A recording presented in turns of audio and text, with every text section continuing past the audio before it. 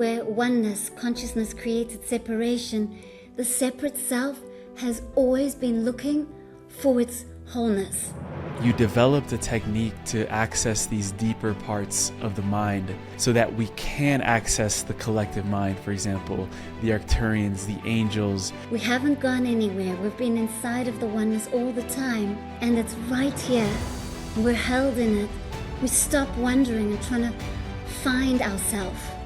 Already remembering, and we're helping each other as nodes in this planetary mission that we're on. So here in this space of separation, it is consciousness, oneness. God has created mind, and mind is the most powerful instrument, technology, energy to experience ourselves.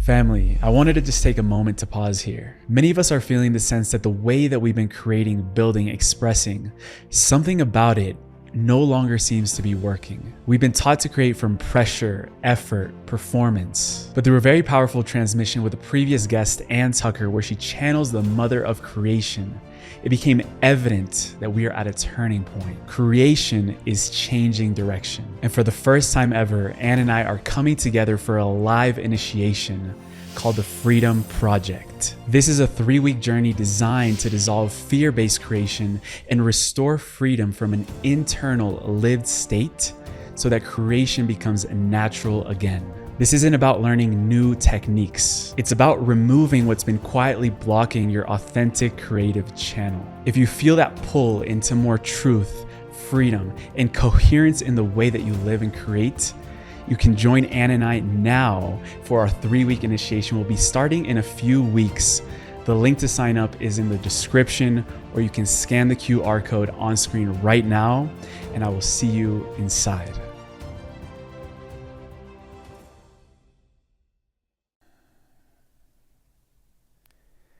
Natalie Namaste, welcome back on Just Tap In. What are you most excited about right now globally and in your life? Oh, what a beautiful question. I'm just going to breathe into it. This present moment, because when you realize, when you see through real eyes, there is only the present moment, because in truth, the future is a thought form. It's a thought form. So right here in this present moment, I feel a deep excitement. And also, Emilio, you might not know this from our previous episode that we created together. After we created that session, that episode, and actually people still just the other day were messaging me saying, I still listen to that episode and it changes my life every time. Wow. So what I find is I've been on many podcasts, and what I find is after the session, often the podcaster will say, wow, Natalie, something's changed in me. I feel something. And the same happens for me. I feel a shift, but something very profound happened to me after that last episode we co-created.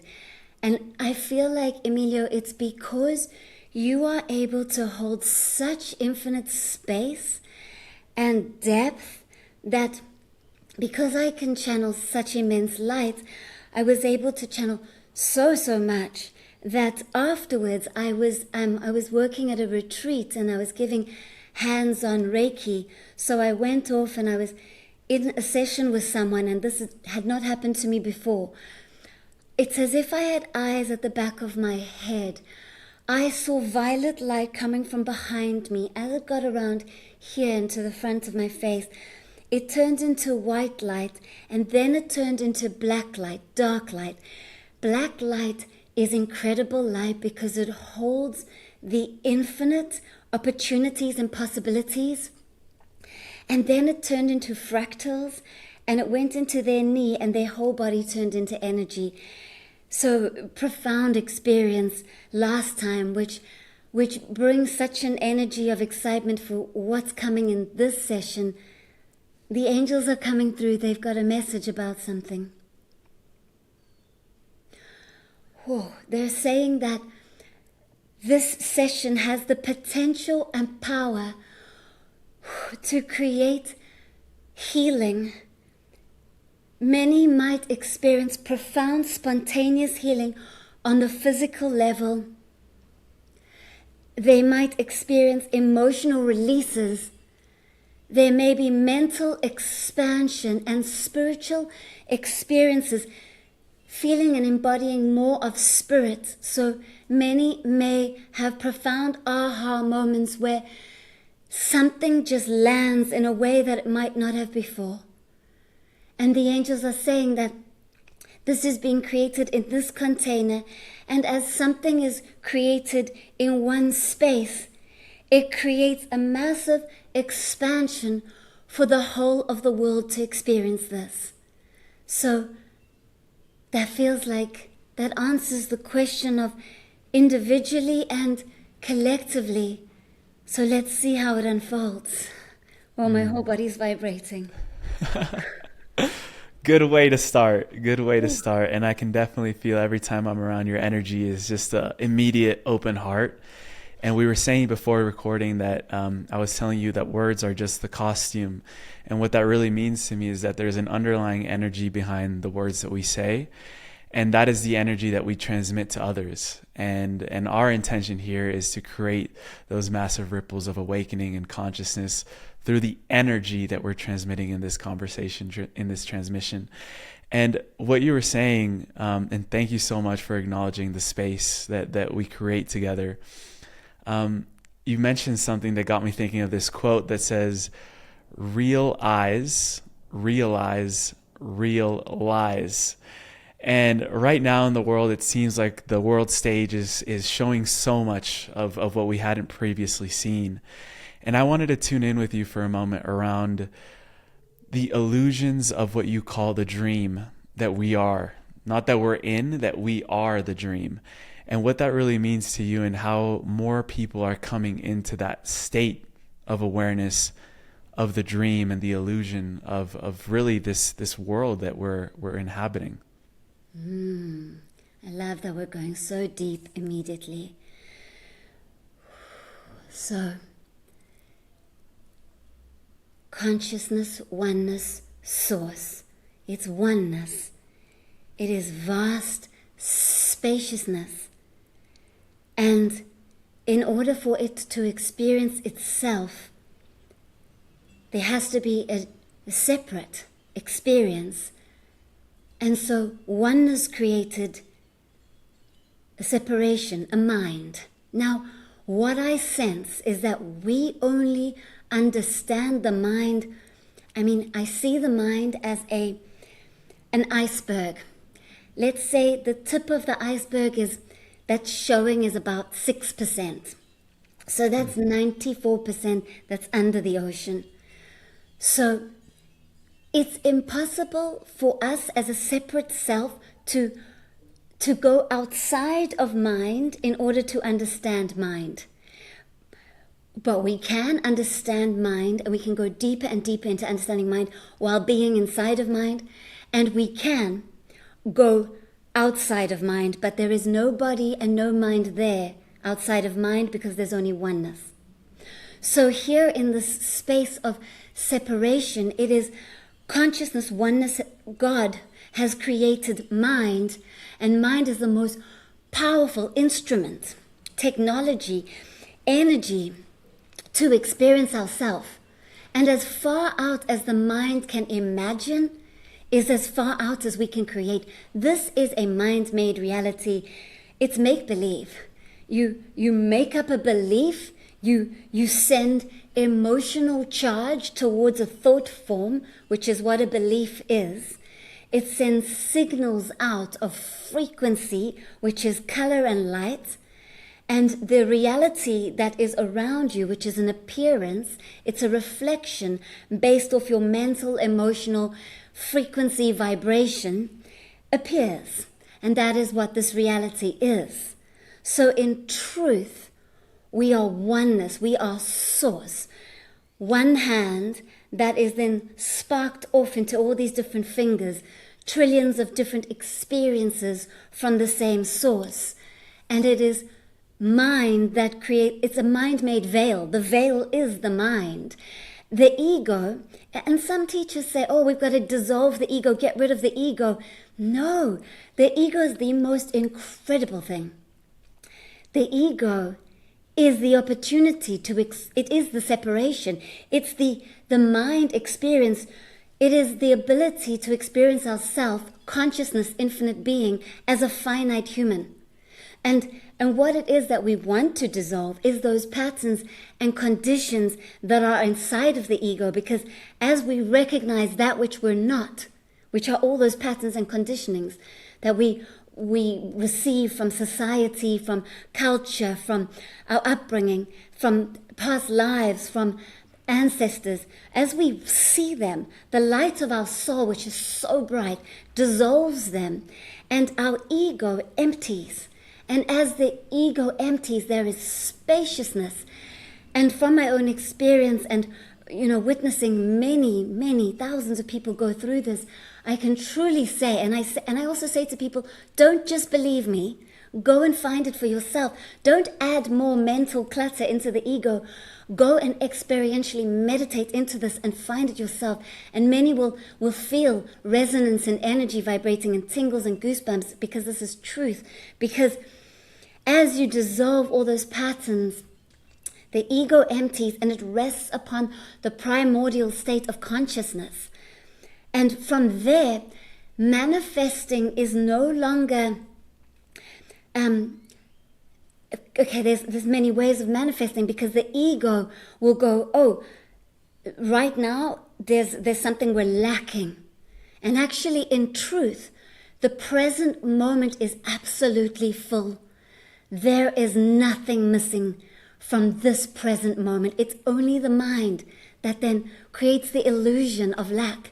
And so then the mind, the pattern in the ego will say, well, we need to create this or do this. And it pushes with an urgency and a control, and it makes us take action from a very low frequency.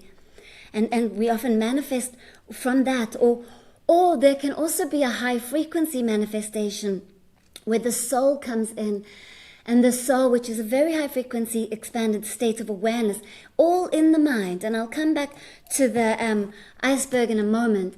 The soul will come in with this inspiration. You know, when you have an idea that comes out of nowhere, that's from the soul, and it's like, oh wow, and you feel expansion, you feel excitement, you feel light. That's the difference of when the pattern in the ego is pushing you and controlling you from fear to take action. That's very contracted.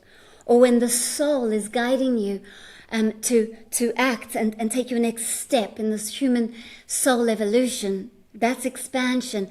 And when you act from that space, you create ripples of high frequency, light and love, and the appearance, the reality that is the outer world mirrors that state of flow that's deep inside.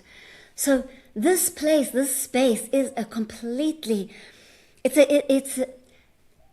illusion, it's a dream, it's a mind-made dream, and we, consciousness, the infinite being, the creator, are dreaming ourselves moment by moment into the experience that we're having ourselves and experiencing ourselves as. So we are the dream, we are the dreamer, which is the creator, and we are the dreaming. We are all of it. And coming back to the iceberg, so our thinking mind, I mean, you just watch your mind for half a day and you see it's a bit crazy. We have a mad mind. Until we tame it, until we become aware of it and keep inviting it back into presence, into the body, which is a powerful practice in itself, and it does change the way in which the thinking mind is. And when that happens, when you retract awareness, which is the expanded version of mind, from feeding that limited thinking part of the mind, those patterns dissolve, And so instead of living just in that 6% of the tip of the iceberg, you start to drop down. And what happens is you start to connect to a more expanded mind. So instead of a narrowed, finite focus where you're thinking in the box and you're limited in your thinking, you start to create and have thoughts that are so far out, like I can levitate, and I am the infinite creator, so I am limitless in my energy. Like, what else can I experience and create? I am open, and you can reach these more expanded states of mind through meditation, through awareness, and there's so many practices that get us to this space. So you reach a very expanded individual state of mind, and then you can drop, and there you drop to a place of the mind which is called, many call it the subconscious or the unconscious. It's not unconscious at all. Why we call it unconscious is because the surface level of the mind that's full of patterns, it's so crammed with patterns and it thinks so much that it doesn't recognize the deepest part of the mind. And we can go into that a bit later if you want, because I've uncovered a real deep technique of getting to these deeper states and healing from the deepest level of the mind. So there's this deep level of individual mind, and then you crack through, I'm getting such goosebumps and energy, to the collective mind. And Emilio, this has happened to me when my, it's bringing tears of love, when my little niece was born. So I was there at her birth, and just before she was born, my sister-in-law was in the room with her husband, strong contractions, and we were outside, and her soul came to me. She said, Natty, oh, I can feel her soul. She said, I'm ready to be born. Go and get the midwife. I'm coming. And so we went into the room, and we were there. And I felt like I was levitating and just with her as she was being born. And after her birth, I went back to my room. I was lying there, and my mind had expanded because I wasn't just an individual experience of Natalie. Something incredible was happening. I was hearing all minds. It was kind of weird. It was like I was tuning into the radio frequency and all radios talking at once. So I could hear all different voices. Not just of people that live on earth, but like the Arcturians, the angels, the beings of light, just all beings. And then it was quite a lot. And so I kind of was like, okay, focus in the body and come back to the individual mind. And so that worked. And then it just happened the other day in a yoga practice in Shavasana. I'd released something, another pattern of the mind had dissolved and there was emptiness there. And all of a sudden the other people who were on the palapa, just their voices, I can't remember what their mind was saying, but their voices came into my head. And so this is what's available to us. As we dissolve, we're less and less of the separate self. We're able to connect to the collective. And in that space of the deeper part of the mind that's under the ocean, there is the absolute, there is love and there is no separation. So you start to, and I can say this with words, but it's an embodiment and experience. You start to really feel and know, not just believe, because belief keeps you in the level of the mind. I'm talking about knowing from an experiential level, which is available to every single person. Just knowing that we are one and we've never been separate, and that we've actually never left God. We've never left the oneness. That's another illusion. We've felt separate, but we do not need to seek and try to find God and love and oneness. I mean, not love, because love's still human, but I'd say oneness, love, consciousness. We've never left it, because what is happening is we are creating through the mind inside of that oneness. Wow. I could feel very deeply that you're speaking from experience, and what I'm tuning into right now is that it's a representation, the experiences that you're having of the new human, of what many are calling the new human. And just to go a little bit deeper in there around how you were able to tap in and access the collective mind once you dissolve these patterns of your own personal mind, what have you tuned into around what the collective mind is going through at this time in our evolution, and what have you received in that aspect? Oh, there's so much here. So, first of all, in 2025, the year of the snake, I keep seeing an image of the snake eating its tail, meaning that it was an intense year for us to dissolve, and shed. And also, the snake sheds its skin. So we went through an immense, intense year of dissolving so many layers. And because we've done such deep work, it was like under the magnifying glass. And this work is always, even someone like me who's quite far in the level of emptiness, let's say that, I still have patterns come up. So, but way more peace and stillness in the mind. So what I understand for the collective is that individually and collectively, we are still shedding these layers. And as we move deeper into 2026, which is bringing in the year of, in the Chinese, it's the fire horse. Now, what this means is horse is very strong and a lot of momentum and power and energy and strength. Fire burns, it's strong, it's transformative. So what I'm feeling for the collective as we move into 2026 is that we take what we've learned from last year and we start to put it into action. So I'm sensing many people deeply integrating what they understood intellectually, and they're starting to then live it, not just understand it. And this is how it's like integrating into living. People are more conscious, meaning that they're not just reacting to their environment or their triggers, but there's a pause between being triggered or being affected, what's happening in the outside world, and then acting. So there's more conscious action rather than unconscious reaction. I'm feeling more authentic, honest integrity. I'm feeling people going, you know what? No. And I do feel like the duality is going to get bigger and stronger. I feel like we have to go through more intensity. I feel like the old structures have to crack and crumble. Governments are getting like, what's going on? So they're trying to clamp down and tighten because they're nervous at how powerful we are becoming. There's 8 billion of us. There's a small percentage of people in the high places, and they're getting nervous. Also, what I'm really picking up is that higher intelligence, not higher, I don't like the hierarchy. Refined. Yeah, thank you.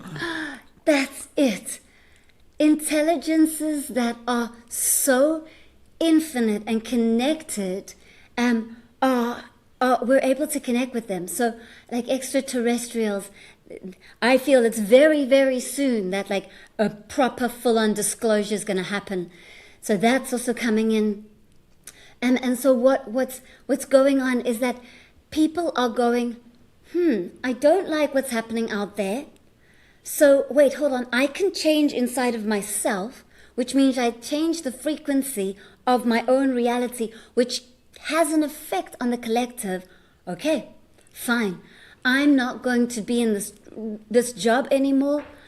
I can't stay in this relationship anymore, and I can't be in this friendship anymore. Like people are becoming more sovereign, and standing in integrity, and this alignment, this energy we're going to start seeing it, and more people standing up for what they believe in, just in their presence and energy. Some people will speak it, some people will be it. Each person will do that in what is in alignment for them. And so I feel this strongly for the collective. I also am picking up a few important things happening this year. So first of all, because we've got the fire horse, I feel rapid, sudden changes. Like I'm sure you can feel, it feels like time's going faster. Yes. Yeah, you can feel it. So and this is not a quiet year. This is a year to stop mental looping and absolutely quantum leap. So that's like the essence of this year. And what's important to note here is that to stay grounded and embodied is very, very important. So like using the breath and coming back to the body, feeling the soul inside the body. Because if we don't do that, sometimes the fire can burn, and what that leads to is like a feeling of burnout and feeling ungrounded, or feeling very reactive, or like the ego gets supercharged. And so a great tool is to pause and breathe. If the ego is saying, it's urgent, you need to do this, don't do it. Don't do it. Do not act from that voice that's trying to control you. You are the conscious awareness, and you can consciously say no, and just breathe. And in that breath, the softness, this fluidity, this gentleness comes. And I feel like as much as we've got the fire and the horse, we've also got this opportunity for soft, tender gentleness. So there's going to be this polarity that becomes stronger. And I also sense for this year, and this is big, that, and even my friends who are astrologists, they can't quite put a finger on it, because 2026 is a year of the unknown. It's unpredictable. And normally the ego feeds off control and knowing what's coming next, but not even astrologers can totally put a finger on what's coming this year. We can kind of get an idea, like a weather forecast, but it's unpredictable, and it's open space, and it's unknown, and through the unknown something magical happens. In the unknown, instead of being run by the ego that controls and needs to know everything, we start to feel safe. We start to remember that we are always held and loved and by consciousness, by God, and that we are safe, and we don't need to control our environment in order to feel safe. That it's okay to be in the unknown, to be in the empty space, and it's in the unknown that infinite possibilities can start to arise, and this is how we birth the new earth and the new human. And also this year, we've got 3i Atlas. We've got, in March, 3i Atlas. So 3i Atlas has kind of gone quiet, but still very much in the field. In December, we had such a massive expansion. So many people felt it. We're going to have another one of those in March. So what that means is, I'm getting such goosebumps, and I'm feeling the crown opening. People are going to start to feel more and more connected to their infinite being. And there's going to be more spiritual wisdom, more clarity. Questions like pondering the truth of life. What is my purpose? I'm bigger than what I think I am. And stepping into that bigness, not just the daily personality, but the infinite light that we are. So that's going to be a big one. And then there's just two more things that are coming through, is that this year, it feels like on the 21st of June, the angels are talking about a still point being reached, just an instant, just a little moment of stillness, where the sun reaches the solstice, the summer solstice in the northern hemisphere and the winter solstice in the southern hemisphere. And actually, I didn't know this. I had to go and research, what does solstice mean? It means sun stands still. And I was blown away. I was like, wow, this is what the angels are talking about. That in that instant where the sun appears to stand still before it kind of like reverses its direction, its path along the horizon, in that moment, we will have a moment of pause. And in that moment of pause, humanity will soften, because for so long on our earth, we've been living, we think ourselves into our experience. We think we're going to drop into feeling and being more intuitive and landing in the heart. So there's going to be a big heart opening this year for the collective.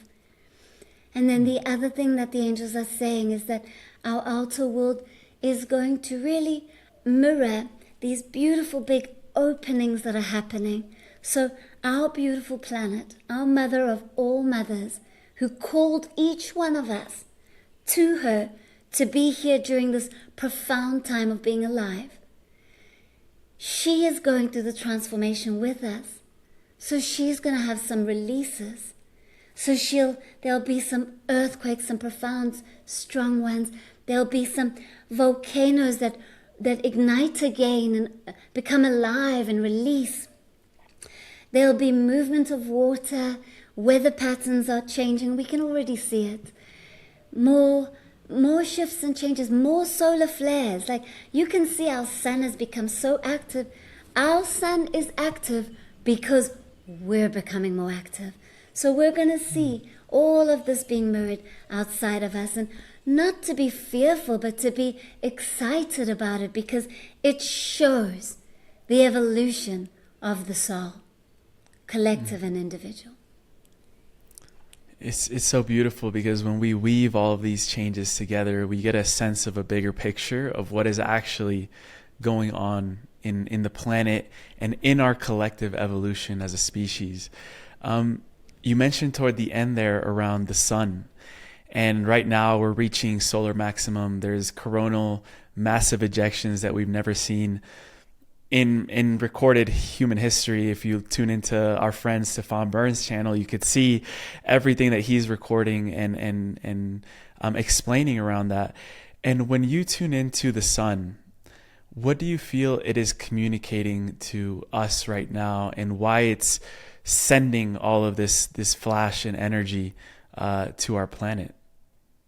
I'm channeling direct from the sun. And what I'm picking up is, on our planet, we have been very much living from the right side, which is take action. It's the masculine. It's the doing energy of thinking, then taking action and doing and creating. And it's a very strong, powerful, structured energy, which is wonderful and needed. But we need a balance. The left side of the body is the feminine energy, and it is intuitive, it is being, it is receiving. So even people might notice many might find that it's easier to give than to receive, and there's been an imbalance of this on the earth, and we are coming back to more of a balance. And so what the sun is mirroring and reflecting is this releasing of that masculine energy, that we don't need to be so in that thinking and acting, but that we can soften. And so what's also happening at the same time as our sun is becoming so supercharged and releasing, it's helping us to release that anxiety or that stress or that control, that masculine energy that's gone out of balance, it's gone to excess. We are releasing that as well. And then what's also happening at the same time is our moon. So many more people are tuning into the moon energy. What I'm noticing as I connect now with the moon is that just like the moon has these beautiful cycles of going from new moon to full moon, we all have individual cycles, and then there's collective cycles where we feel things all together. And so the moon is inviting us to honor our cycles, that some days we just feel like non-doing and just being. Some moments we feel active and inspired and creative, and some moments we are in the yin of stillness. And the moon is inviting us to connect deeper with it and to honor these cycles as well. So there's this powerful energy that's happening right now. And yeah, I had a deep conversation with Stefan as well. And what I understand, what he's saying about our sun is that normally there'd be like a point where the sun kind of slows down its maximus, but it feels like that's not quite happening, because we're not yet finished with the massive release of this running our system from masculine. So that's why we're still deep in it. Something I've been really curious about around that is, it seems like now, especially in more spiritual spaces, that more apocalyptic narratives are spreading faster during these periods of massive awakening. And I was just listening to a recent video of yours where someone was saying, someone asked you a question about, a channeler said that California is going to be underwater, and then you sort of paused and said, hey, we're not going to go into fear. Let me clear the narrative and go to the source of what that means. And the angels came through with something very interesting, that it wasn't actually physically, but it was more of an energetic change that's happening. And so I wanted to tune in for a second around why you believe, or why you know or feel that these apocalyptic narratives are a little more rampant than usual during these periods of massive awakening in humanity. It almost seems like there's a counterbalance to this awakening where we also can fall into more fear narratives as well. Yeah, so what happens when we awaken? Well, the actual first moment of awakening is wonderful. You all of a sudden realize, I'm so much more than just this mind and my emotions. I am consciousness. Wow. But then the deep work, and that deep work is uncomfortable and strong, and it's dark night of the soul. Then that real work begins, because you start to see the narrative that's been dark inside. The shadows start to come up to the surface, because before that, the shadows were hidden. You were identified with the personality and the character that you're playing in the mind-made dream. Now you're not identified with it. So there's this spaciousness, and in identifying with it, those patterns that were hidden start to surface and show themselves. And so we've got that happening now in our world. We've got so many dark shadows, fear, that have been hidden inside individuals and inside the collective, that are bubbling up to the surface. It's like looking at a glass of like bubbly, sparkling water, and you see the bubbles come up to the surface, and when they reach the top, they pop and they dissolve back. These fears exist in the field of the mind. And when we face them, they come up to the surface and they dissolve and they clear out. So we need to see them, because otherwise they're staying beneath. And then what's happening is, if a person doesn't take responsibility for witnessing their shadow and dissolving it, they start to believe it. So what is happening here is, for me personally, I am continuously aware. I made a promise to myself that, like about 1.5 years ago, that I'm going to stay aware, meaning that any patterns in ego that come up, I'm going to hold space and dissolve them, so that I have no beliefs left, so I can be an empty, clear vessel to channel, because I do not want to channel misaligned information. I don't want to confuse humanity. And so I really do meditate my whole life to remain clear, and I will not channel if there's a pattern that says to me, go and create a video. I'll go, nope. I'll wait till a message arises out of me, and then I'll show up. So what is happening is, somehow there are patterns in the ego where people want to be seen and want to be understood. And on one level, of course, it's beautiful to be seen and held, but we need to see ourselves first. But what is happening is, some of the channelers, they still have patterns inside that aren't dissolved. And so the level of frequency and the perception in which the channel comes through, the message comes through, is the message that comes out. So there is truth to every channel. But which timeline is it? Is it a timeline of fear? And so for me, it's more important to not be any timeline, but to be just in purity of consciousness creating.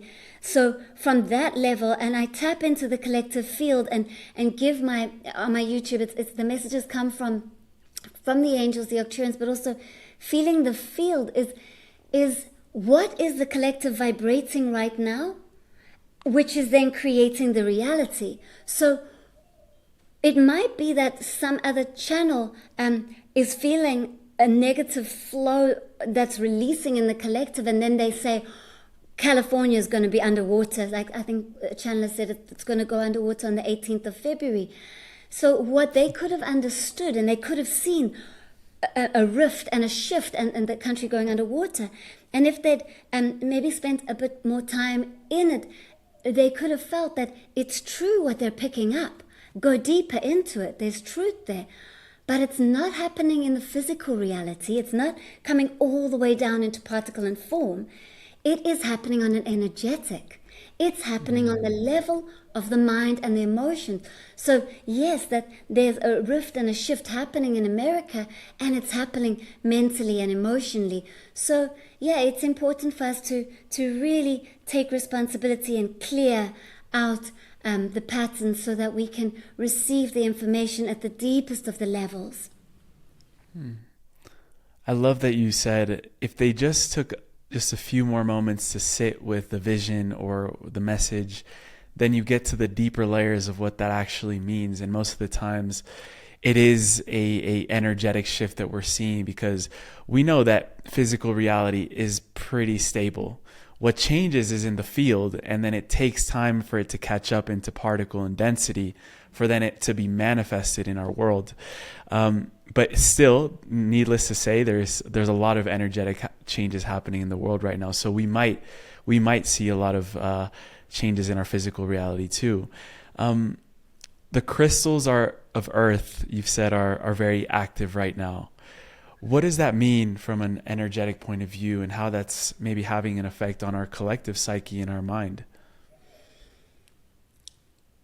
The feeling is that the deep inside of our earth there are crystal caves and crystalline structures and little beings, elementals that work with the crystals, that live in the earth, and they are activating, they're becoming more alive, sending out crystalline frequency waves which are so expansive and loving and light. And so when one is present, one can tune in and feel this. And what it feels like is the crystals inside of our own body are starting to vibrate in a higher frequency. So our bones are made of crystal. What I've been shown is inside the third eye, deep inside the center of the brain, we have this little pineal gland, which is the size of a grain of rice, and I see it having little hair follicles, and on each little hair there's a crystal. And so when you connect to the crystals in the earth, the pineal gland activates, and you can have profound experiences like closing your eyes and meditating and seeing the eye of the universe and going into it, or seeing colors and vibration. And so at this time, as the crystals are activating, the sense and feeling is to go inside your body and feel the energy and vibration that's happening inside of you. And if you love working with crystals, hold your crystals, because right now on earth, all the crystals are speaking more, vibrating more. You know what? Egypt has conscious technology. Like when I talk about technology, I mean expanded mental consciousness that is active beyond what we currently understand. And so the crystals under the pyramids in Egypt, but there's also pyramids on every continent, they're activating.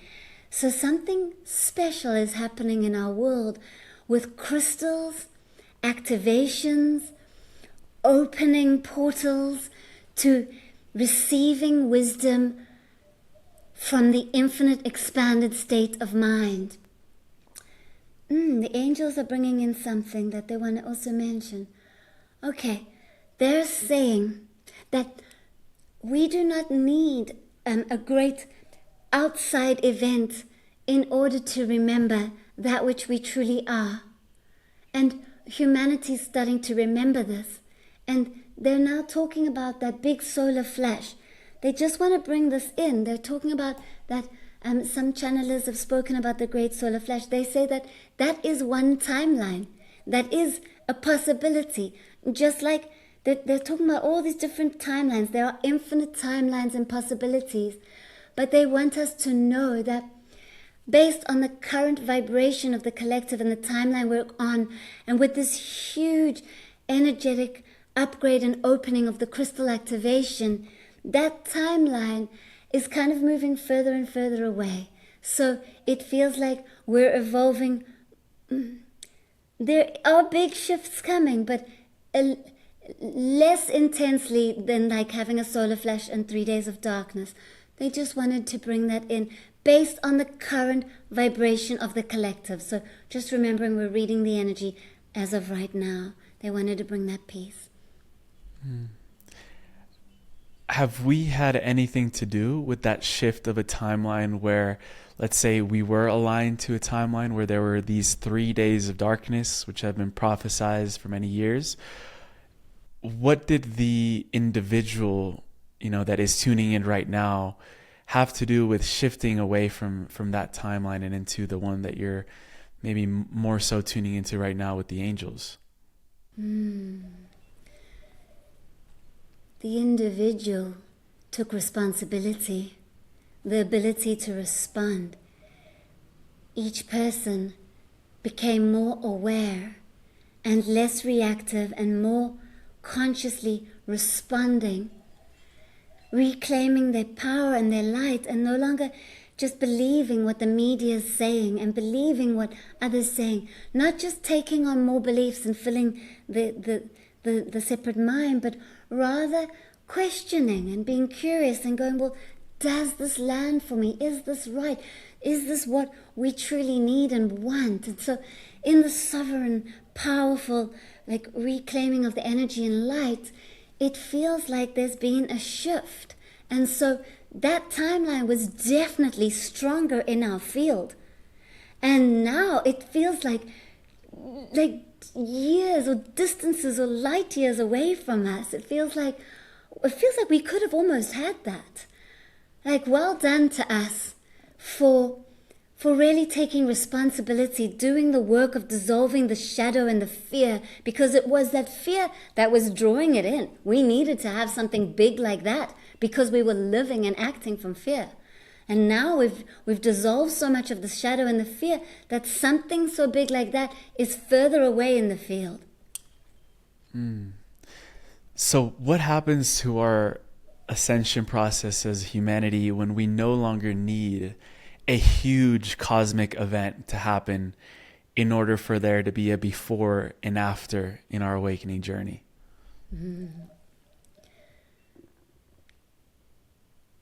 Quantum leaps individually. When you've done so many retreats and gone on so many courses that are so expansive, Emilio. When you go and you're in that space and that frequency, and then something just lands and it changes you forever. You are not showing up as the same person you were before you walked in there. You are so open. That's what's happening. That's what's available. Each person is going to have these aha moments, these realizations, these embodiments of spirit, feeling the creative God light that they are. And in that remembering, then the light that we are is here and remembered, and it's vibrating and expressing from every cell in the body. It speaks through the words, it speaks through actions. And so that's how we evolve. Instead of needing massive shake-ups, we have these internal massive shake-ups. It is quite mind-blowing when you go through a huge retreat experience and you open up so much. It's huge.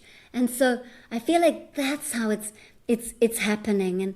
And yes, our outer world will mirror these changes in different ways, but not from fear, more from love. One of my teachers, Richard Rudd, the founder of the Gene Keys, he says that awakening is a series of softenings. And I felt that in my own personal journey, is that the more I've softened in myself, the less harsh I am with myself, the less guilt I carry. I'm more aware of my own reality and the responsibility I have within it. And you mentioned toward the beginning that you developed a technique to access these deeper parts of the mind so that we can access the collective mind, for example, the Arcturians, the angels, Three-Eye Atlas, for example. I would love if you could walk us through a little bit around that technique that you developed, and maybe even a short little demonstration of how to tune into that space of the mind so that we can work with that in our own personal life. Absolutely. So it's not about trying to achieve something or striving to reach this expanded state of mind. It's about undoing that which you're not. It's about dissolving those patterns, those programs which are not you, so that you can naturally return back to that which is you. And a lot of that which I learn and understand is through meditation, and one of the meditation practices which I love is vipassana. So this comes direct from Buddha, from Goenka, and so what it is, so explaining the mind is that there's many levels to the mind, as I've talked about before, but there's 4 important ones. So we've got the surface level of the mind. And at this level, there are the 5 senses: smell, taste, touch, hearing, and feeling. And then the 6th sense, which is your thinking part of the mind. So this is how we perceive and receive understanding and information from our outer world and from our own mind. It comes in, and the very next layer of the mind is cognition, recognizing, oh, there's a tree, I'm tasting a fruit, I'm smelling a flower. Oh, that's a horrible thought I just thought. So we're recognizing. Then the next 2 levels are very important. The 3rd level are where mind meets matter, where mind, energy, thought forms and energy experience through the senses, touches the body and creates sensation. And then the 4th layer is that part of the mind that some teachers say is the unconscious or the subconscious, and we understand that it's called that just because the surface level of the mind isn't very conscious of it, but it's very conscious. It's very conscious because when you're sleeping at night, for example, if an ant is crawling on you, that part of the mind, you'll still be sleeping, will gently or maybe try move that ant away. So it's very conscious. And that part of the mind is always reacting to the sensations at the level of the body. So in order to heal the physical body, in order to heal habits, addictions, in order to heal the actual deepest habit of the mind, and the deepest habit of the mind is this. The mind, if you watch your own mind, you'll notice it doesn't like to stay in the present moment. It likes to go future or past. And what it does at its deepest level is it feels the sensations in the body, and then it does one of 2 things. I don't like this sensation, aversion, let me run away, and so it tries to escape. Or it goes like this. Oh, I like the sensation, I want more, craving, addiction, attachment. So we are continuously, all the time, at the deepest level of mind that we're not aware with our thinking mind, running away from the only moment that truly exists, which is presence, where the infinite mind exists. And we are continually creating karma. Now, karma means cause and effect.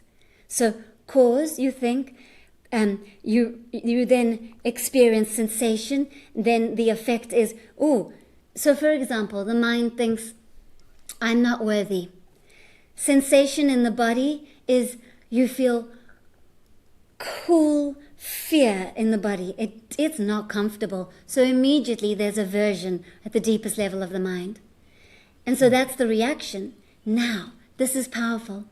If you can stop the reaction of aversion and attachment at the deepest level of the mind, at the level of sensation, if you can stop running away from uncomfortable sensations in the body and stop attaching to good sensations at the level of the body, if we can realize that sensation is just an energy wave, a frequency, a vibration that's happening in the body, and if we can sit and allow and be with whatever is, whatever arises moment by moment, allowing it to be, then instead of it, for example, if we attach to a good sensation of happiness that's being created because of something outside of us, we attach to it, then we actually block and stop other emotions and experiences. And if we run away from that uncomfortable emotion of depression and anxiety, that will just sit inside of us and creates blockages in our energy system. So allowing and being with whatever arises is the key. And as you allow yourself to sit with an uncomfortable emotion, and I have sat in meditation for days, hours, where I've had immense pain and just sat through it and I watched pain. Pain is fire and air with some earth because it's trapped. I watched it. I watched an alchemy that happens through the great intelligence of the body. I watched the elements transform. I watched this energy of pain spark fire, and then I started sweating. So water then released, and then I started seeing air, so burping and then farting, air moving out. And then I saw that pain disintegrate and dissolve, and there was no more pain. And how that happened was that I stop the wheel of karma. So you stop the wheel of karma by bringing the thinking mind into the present moment, into the body. You can have a half a split second where you just don't think. In that tiny moment of no thought, you've stopped karma. In that moment of no thought.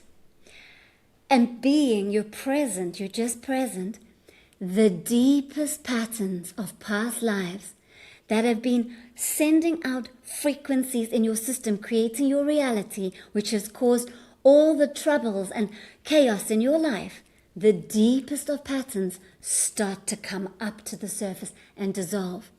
And if you can witness and allow and be, and just be in the body and observe the great intelligence of the body and the elements, because on the tiniest level of what we are created of subatomic particles that explode and create. They die and are born in every single moment, and they are made up of the four elements: air, fire, water, and earth. And so what an emotion actually is, what a sensation on the level of the body actually is, it's an exploding element. It's a movement of either fire, water, air, or earth. So, for example, depression is excess earth energy trapped in the body. So if you're able to recognize where in the body am I feeling sensation, and you go into that area in the body and you just meditate into it, you stay with it, and don't be hard on yourself. If it's painful, pause, stop. You've got time. You don't need to heal in one moment. You can use the rest of your life for your healing. You can make time and space every day to do this practice. And this practice isn't a practice, oh, I just need to do it once. It's a way of life, because we are full of, we've had so many lifetimes. We're old souls, all of us. Anyone who's here on Emilio's podcast, who's watching, is an old soul. And which means that we've got so many past lives, so many belief patterns inside of us. And the beautiful thing is when you use this practice by coming inside and not running away from uncomfortable emotions and not attaching to beautiful ones, just being with what is, the deepest level of patterns dissolve and you become emptier and clearer and dissolve these patterns. And all you need to do it is just once. The beautiful thing about this practice is there are rewards and success in the level of expansion every step of the way. You don't have to wait for that one big moment. Every moment when you meditate into something that's arising for you, every moment when you accept it, and acceptance is love, and love is wholeness. Every moment that you allow yourself to be with what is, a pattern bubbles up to the surface and releases out of you, and you will never have that frequency inside of you ever again. You might have residue of it, so stay aware over the days afterwards where you've dissolved a big pattern. And with awareness, you will release the little bits that are still connected to it. And over time, sometimes it can take months or years, you completely dissolve that pattern. And also sometimes it can happen in an instant. So just staying open with no expectation of it, just allowing. And of course, we're not here to diagnose anybody's patterns that they need to dissolve. But of course, you've worked with a lot of people and tuning also into the collective mind. That technique was very helpful, by the way. Thank you so much for sharing. And I did want to bring up how you mentioned that this year is really a year of dissolving of dense thought patterns that have existed for thousands of years, past lifetimes even. What are some of those recurring ones that you've seen in your work personally or with your clients or with the collective that you feel humanity is most keen to dissolve this year that will leave us or help us leap into these greater states of the present moment, of awareness, of consciousness, of the new human that we've been briefly tuning into throughout the conversation? Yeah, one of the big ones is lack of self-belief and like unworthiness. It's so interesting because we've all got this pattern, every single one of us. I haven't met someone that hasn't got some level of it. So what I sense is that this big pattern of, okay, so in the moment where oneness, consciousness created separation, the separate self has always been looking for its wholeness. And it's always felt like something's lacking and missing. And so it's trying to find it because it was in oneness and all of a sudden it's separate. When we realize that we haven't gone anywhere, we've been inside of the oneness all the time, and it's right here, and we're held in it, we stop wondering and trying to find ourselves. And when we stop trying to find ourselves, we actually accept ourselves as we are, and then we love ourselves. And there the magic begins because love is such a high frequency. And so as we love ourselves, that illusion of not being worthy, because of course we're worthy, we are consciousness creating. We are the creator. And so that pattern is dissolving big time on our planet, that unworthiness piece. And I feel like there's another one that many have been feeling. The fear of the unknown and fear of death. They feel kind of connected. So what this feels like is that if a person feels, okay, this is how it shows up in this reality, is that you find yourself trying to control and judging. So if you've got a lot of the patterns of control and judgment, it's because you hold the fear of death and the fear of the unknown inside of you. And so your counterbalance of the ego is then to try to control others, try to control your environment, try to control yourself, so that you feel safe. Because the deepest feeling inside is that the ego patterns that don't feel safe. It doesn't feel safe. And so it's trying to create safety.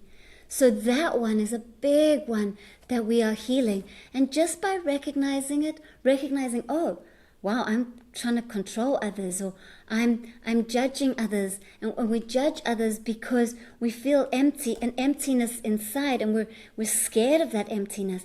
But if we allow ourselves to go into that emptiness and no longer fear the unknown, but know that the unknown holds the infinite potentialities, it's the most greatest space to go into, then we start to dissolve those other two deep-rooted fears. And you mentioned also this fear of death. One thing that I learned from you in our last conversation is that when the soul crosses over to the other side, this is what it asks itself: how much light is shining from the lifetime that I have just lived?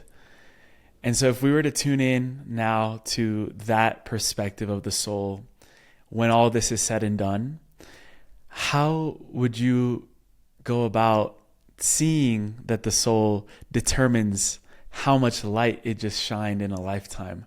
How does it quantify that? How does it measure that? How does it perceive how much light it just shined in the previous lifetime that it just lived on the other side of this? So when we die, leaving the physical body, the state of the mind at the time of death continues. So what you believed, if you believe that you're meeting the angels, you'll be with them, and so that continues. The unique expression of soul continues. You can have deep experiences in higher dimensions. And one thing that I've been shown is that we have this Akashic record, this Akashic field, which holds all the experiences of what you've just experienced in the human incarnation that you've just been in. And I kind of see it and feel it like this. It's a book, but the pages on pages, they're movies of color, light, frequency. And as you go through the book of the life you've just lived, the Akashic records, you not only experience what you experienced, but you feel what everyone else experienced. So if you caused hurt or pain to someone, you'll feel that for them. If you created love and they felt that, you'll feel love expanded. So pain contracts, love expands. And so when you die and you're experiencing the life that you've just had, it's way more... It's experienced in a way that's actually beyond words. It's beyond the way the human mind even asks the question. It's such a frequency, color, light experience. So you have this expanded experience, and you know everything. And in that knowing, which is direct bodily experience, in that knowing, you see and you feel and you sense how every time you were kind, loving, compassionate from a pure space, not trying to be kind because you think that's the right thing to do. That's a lower frequency. That's still a better frequency than fear. But I'm talking about when you are kind for no reason, when you are love just by being. That is what I call love light. And so when the soul is experiencing its Akashic records, it senses how much love light it created while it was born, while it was incarnated, while it was living the human life. And from that space, it's so much love light means that the soul is like, wow, it feels complete, and it then goes up to higher dimensions where it can create an experience. Or it might feel, oh, there were so many more opportunities where I could have created more love light to experience and be love, which is the highest frequency of light before you go back into oneness where there's no separation. And so how can I bring more of that into the reality of the human experience? And that's why then the soul will choose another body and choose another incarnation and choose to come back to this earth or another earth frequency or another planet or dimension that will give it the opportunity to have opportunities to be love and light, love light. Yeah, we're here to mirror the divine. We're here to mirror that love as well. And I wanted to ask you, what inner quality would the angels invite people to strengthen most during these times of change? Remembering.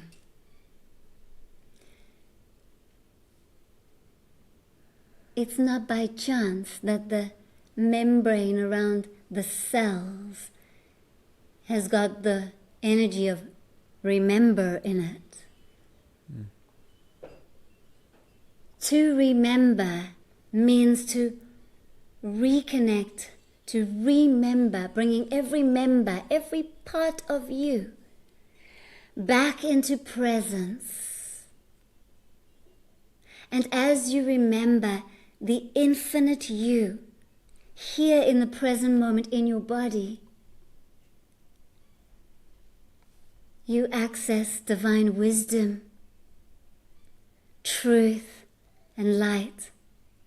And so if each person that is right here, right now, can have this practice, when you're living life, when you're busy doing, remember, I'm infinite consciousness, I'm expanded light, I'm the entire universe, getting to do this, getting to wash this plate, getting to brush my teeth.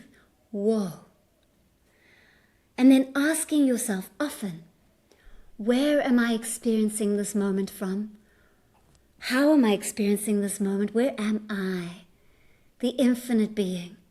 And then you'll notice that all of the light that you are is embodied and you're experiencing the moment so profoundly. So remember you. Remember the infinite you in every moment. Bring more of the being into everything that you do, everything that you think, everything that you say.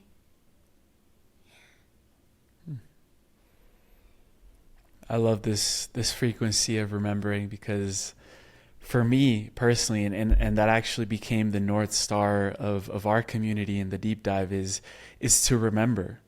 We're not here. Everything that we've said today in this conversation is not new information. This isn't something that you have to pull out a notebook and take notes and learn. It's not something that we're teaching. It's something that we're already remembering, and we're helping each other as nodes in this planetary mission that we're on, to help each other remember. So, Natalie, we end every episode with a segment called the Final Trio. Before heading into that, I would love to ask you, where would you like to send people to connect with you, with your work, anything that you have going on right now at this time? Where would you send people to do that? Yes. There are 3 main places. So my YouTube community is a place where you can receive intuitive and channeled guidance and energy updates, and you can ask questions in the chat and I channel answers. And my YouTube is Natalie Namaste Healer. And then there's my Instagram, which is Natalie Namaste with an underscore at the end. And that's more support for like working with the human aspects of the mind and the emotions, like powerful tools. And then there is my website, natalienamaste.com. Spend some time there.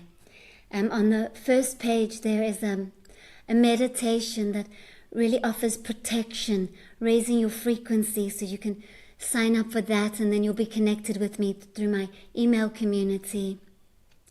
And I've got a lot of group gatherings. So every 11th of the month, I do a group session where I invite guests on, and it's powerful. Then I teach courses, so Reiki courses, so that you can not just understand what I'm sharing intellectually, but my students have an embodied experience of the truth and the light that they are. And so there's those courses. I mean, there's so much. Go and have a look at my whole website, and look at the Book Now tab, and you'll see and you'll feel what's in alignment with you and what you're being called to, and in what way to connect with me. I'm here to be of service, to help everyone to ignite and remember that which is already within. Thank you, Natalie. We'll include everything down in the show notes as always. And these final questions are personalized to each guest, and they really help us integrate the conversation and the transmission that we just shared. The first one I had for you is, what part of your humanity has been most essential in allowing the angelic realm to work through you? My body. It is the portal to the present moment. There were moments in my life where I thought I needed to achieve the bliss state and stay there, another illusion the mind creates. And so I was always trying to achieve that, and that actually makes you ungrounded. It was more about returning home through the body and being in the body and being with the energies of that which arises in the moment that truly opened me up to all the frequencies of the angels, because no longer do I sense them as a separate outside of me, but when they channel through me, we become one, and it becomes a very light-filled, like goosebumps and tingled, embodied experience. Yeah, the body is something that we normally ignore in the spiritual awakening journey, but as you just said, it's the most essential piece. What is the most loving thing that someone can do when they feel overwhelmed by the state of the world? Hug yourself. It creates something so deeply, chemically, energetically, that transforms the state from fear, anxiety, and worry. And as you hug yourself, take some deep breaths in and out and extend your out breath. Make your out breath longer than your in breath, because that signals to the nervous system to move from the sympathetic of fight or flight into the parasympathetic of heal, rest, and be. So, and also remember that you are consciousness, you are awareness, and you can choose where you focus your awareness. So if you're reading something on the news or you're listening to the fear out there, you can consciously retract awareness from that, put the phone down, pause, come back to presence, breathe and hug yourself, and not feed or lower your frequencies into those energies. And finally, the last question I had for you today, I know it won't be the last one because we're going to continue this beautiful collaboration for many years to come. The last one is, what does Namaste truly mean to you?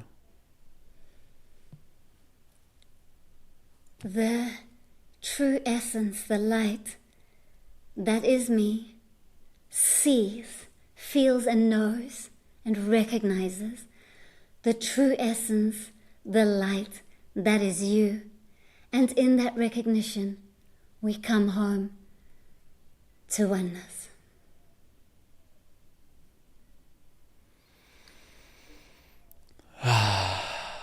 Natalie, it's been an honor, a pleasure, and a gift to be here with you and weave together once again.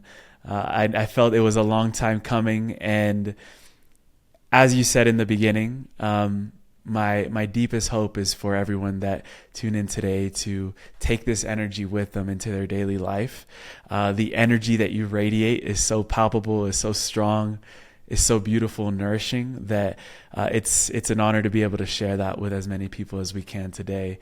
And I'm sure that many people will want to share this episode with loved ones because of the energy that radiates from you.